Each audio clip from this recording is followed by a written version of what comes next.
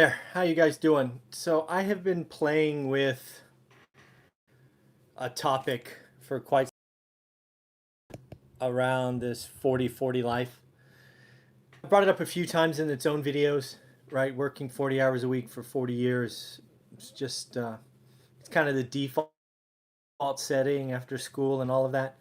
But what I thought I would do is try to put it in context of maybe what would motivate me, and maybe it'll motivate some of you to really to take hold and do something. I really do see the quote unquote rich and powerful, whoever these folks might be, kind of sitting around smoking cigars, laughing at us. And I include myself in this statement, the us. And, you know, the middle class should be stronger, the upper middle class should be stronger. And, again, I think the rich and powerful are laughing at us. And I think there's 5 things that I caught a kind of jotted own assets, right? We maybe have things, we may have baubles, we may have a couple of nice toys. We we get our happiness from things instead of owning assets that produce income that take a while to, take long term for a return and those kinds of things.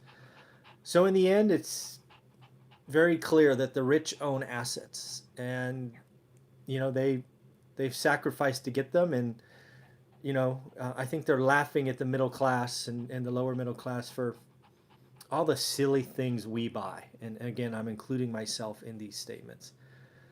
The second thing is, I really think the rich, these powerful people that sit off in smoke filled rooms or whatever they're doing, they know that we're late to the party, right? How many times has there been an investing craze where after we hear about it the first time, then we hear about it a second time, we hear about it a third time, and by the fifth or sixth time we hear about it, we get in, and then it's too late.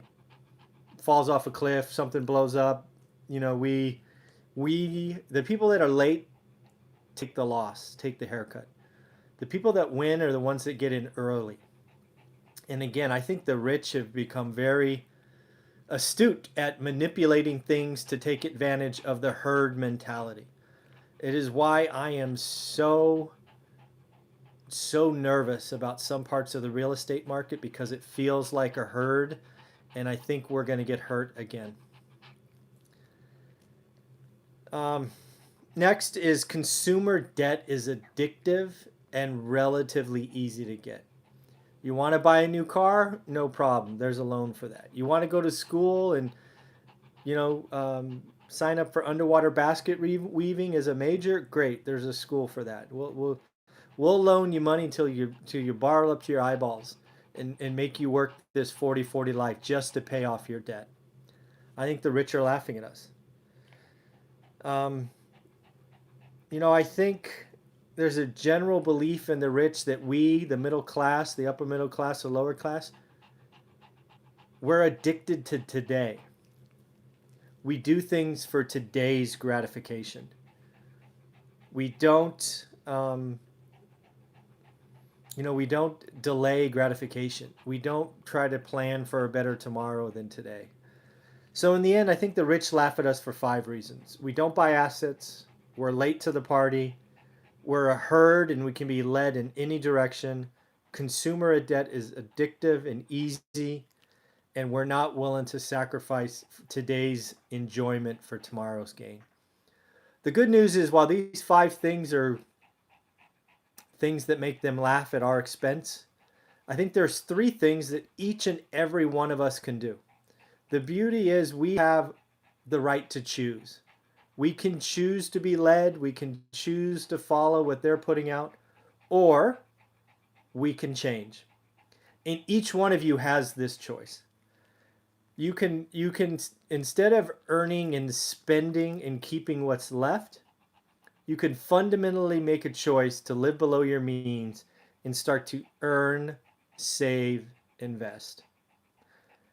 Number 2, if you are going to start doing what the rich do, and that means buy assets, there are other ways to go. The only one that I know works is buying affordable rental homes below the median in your market.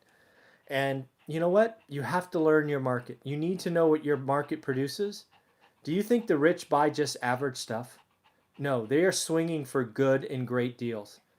So take the time, spend the 60 days, spend the 90 days, learn your market. And once you do that, you've got a skill that you can use in any market across the country. But here's the last one, and this one may be the most uncomfortable,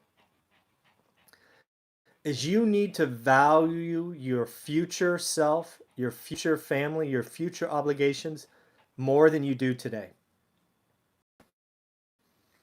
Yes, you could go get a new car. Yes, you could go get a new thing. But think about who you're going to be in 10 years and what you want to have, what you want to sacrifice for your kids, what do you want to have available. Value your future more than the present. It's hard. I know it's hard. But again, nothing annoys me more than being laughed at, picked on. I think the rich and powerful are laughing at us and picking on us. So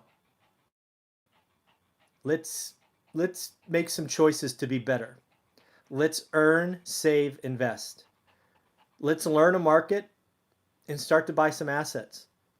And finally, let's value our future more than our current. All right, this has been bothering me for a little day. Thought I would give that to you. Say hi to Jimbo. He's panting here. It's time to go outside, I guess. Hi, Jim. How you doing?